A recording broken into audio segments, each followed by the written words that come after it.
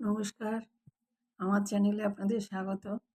আমি আমার ভিডিও থেকে তো বুঝতে পারছেন ডায়ালিসিস পেশেন্ট। তো ডায়ালিসিসে কী হয়, হাতে ফিস্টুলা বানানো হয়। ফিস্টুলা এক হাতে ৩ বার করে ফিস্টুলা বানানো হবে। একটা লেফট হ্যান্ডে ৩ বার, রাইট হ্যান্ডে ৩ বার। তো এই যে ফিস্টুলা বানানো হয়, এই জায়গায় যেই জায়গাটা আমরা চুড়ি পরি বা ঘড়ি পরি, ওইটাকে বলা হয় রেডিয়াল ফর্ম। এই জায়গাটা, এই এইখানটা বানানো হবে ফিস্টুলাটা সামনের দিকে। তারপরে এখানে আসছি, এটাকে বলা হয় ব্রেকিয়াল ফর্ম।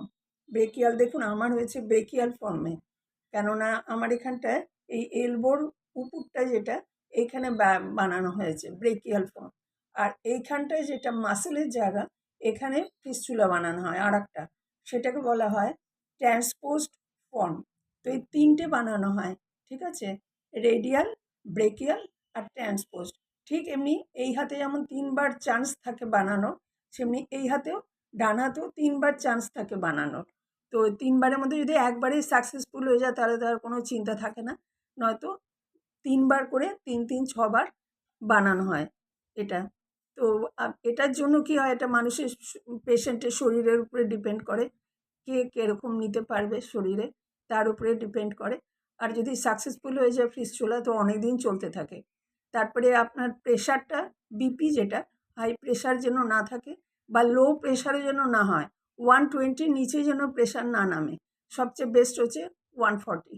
140 প্রেশার হলে কী হচ্ছে, আপনার এই ফিস্টুলাটা ঠিক থাকবে। আচ্ছা, এই ফিস্টুলা বানানোর যে প্রসেসটা, এটা স্পেশাল ডাক্তার আছে, তাদেরকে দিয়ে বানাতে হয়।